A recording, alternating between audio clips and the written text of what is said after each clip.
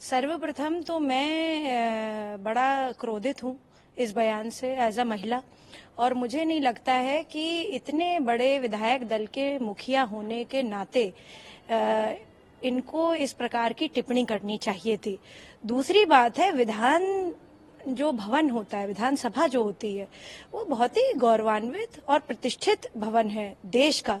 बिहार से कितने लोग आईएएस पीसीएस निकलते हैं, इसका मतलब है लोग बड़े पढ़े लिखे हैं, बड़े सुलझे मानसिकता के हैं। परंतु इस प्रकार की बात करना वहां के मुख्यमंत्री की, ये बहुत ही शर्मसार कर देने वाली है। पूरे भारत के लिए ये दिखाता है कि इस प्रकार के लोगों को विधानसभा में होना ही नहीं चाहिए।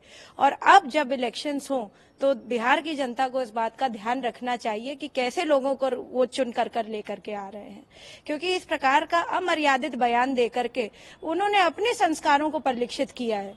ये कोई बात कहने वाली है विधानसभा में? आप बताइए कि इस तरह से बात करने का मतलब क्या था उनका। और उनको माफी भी मांगनी चाहिए, और मुझे तो लगता है कि उनको जो है इस्तीफा दे देना चाहिए इस बात पे। देखिए, एक बार शब्दों का जो बाण होता है ना, वो अगर एक बार निकल गया तो उसको जो है आप वापस कितना भी ले लें, आपकी मानसिकता सबके सामने उजागर हो गई है। और भारत के जो लोग हैं वो बहुत ही सूझबूझ रखने वाले हैं। स्पेशली जैसे मैंने पहले कहा, बिहार के लोग, बहुत सारे ऐसे लोग हैं जो पढ़ने लिखने में बहुत आगे हैं। विपरीतार्थ परिस्थितियों में उन्होंने इतना बड़ा सर्वश्रेष्ठ एग्जाम, भारत का आईएएस का एग्जाम जो है पार किया है, और लोगों ने बहुत ही कम रिसोर्सेज में इस एग्जाम को पार किया। इसका मतलब है कि बिहारी जो माइंड है वो बहुत ही ट्रेंड और बहुत ही अच्छे हैं। कितने सारे साइंटिस्ट हैं बिहार से जो अभी भी जो है यहाँ के भी शोध में जो है अपना रिसर्च कर रहे हैं, और बाहर भी नासा में भी हैं, कार्यरत हैं। तो मैं समझती हूँ कि इस तरीके का बयान देना वहां के मुख्यमंत्री का, ये बहुत ही शर्मनाक है। और इस पे कितनी भी वो माफी मांग लें, जो है बिहार की जनता को ये याद रखना चाहिए, महिलाओं के खास तौर से ये याद रखना चाहिए कि किस प्रकार की घटिया मानसिकता को उन्होंने विधानसभा जैसे पवित्र जगह पे और ऐसे स्थल पे जहां पर लोग चुन करके लाखों के वोट से जीत करके जाते हैं, और लोगों का एक तरह से विश्वास है, संविधान भारत का है, वहां से संविधान के लिए काम करा जाता है, वहां पे लोगों की भलाई के लिए काम किया जाता है, वहां पे इस तरीके का बयान देंगे आप? ऐसे लोगों को जो है निकाल बाहर फेंकना चाहिए। इंटरस्टेट कितने जो है चुनाव हो रहे हैं, क्या दिख रहा है आपको? ये सिर्फ जो है ढकोसलेबाजी है, ये लोगों को बेवकूफ बनाने का तरीका है।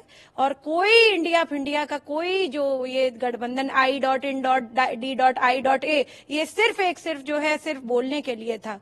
भारत अजर है, भारत अमर है। भारत का जो एक जो है विशेष, मैं कहूंगी, जो आत्मा है, उस सबके दिलों में एक ही उससे है कि हमारा भारत आगे रहे। और भारतीय जनता पार्टी लगातार इस मिशन पर काम कर रही है कि हम सबका साथ सबका विकास, आदरणीय प्रधानमंत्री जी, आदरणीय नरेंद्र मोदी जी के विजन में काम करें।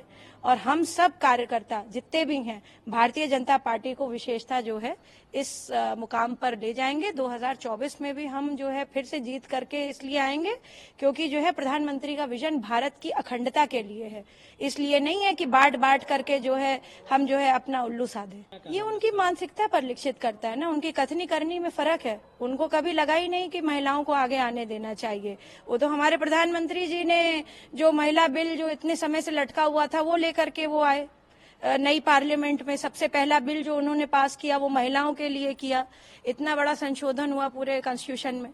तो 33% का जो आरक्षण है वो हर जगह लागू करने की बात कही है उन्होंने।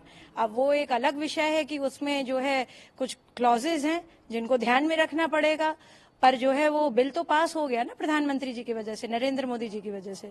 तो ये भारतीय जनता पार्टी कभी कथनी करने में फर्क नहीं करती है। और ये जितने विपक्षी हैं, इनके पास कोई एजेंडा नहीं बचा, इनके पास कोई जो है मापदंड नहीं बचा, तो इसलिए अब वो अपनी बात कर रहे हैं। कभी महिलाओं के बारे में उन्होंने सोचा नहीं, जबकि जो है कितनी सारी महिलाएं जो है मुझे लगता है कि और भी पार्टीज में हैं, उन्होंने कभी नहीं सोचा। बट वो उसी तरह से हैं कि भाई पारिवारिक दृष्टिकोण से हैं। भारतीय जनता पार्टी में परिवारवाद नहीं है बिल्कुल भी। वो अपने मेरिट पे लोग आ रहे हैं, अपने मेरिट पे लोग कर रहे हैं। और प्रधानमंत्री जी का जो विजन है वो बहुत क्लियर है। भारत की अखंडता कैसे रहे, भारत की महिलाएं, भारत के पुरुष, भारत के बच्चे, भारत के युवा किस तरह से आगे बढ़े, उस पर उनका एजेंडा है। इसलिए नहीं है कि कोई परिवार आगे बढ़ जाए। जी।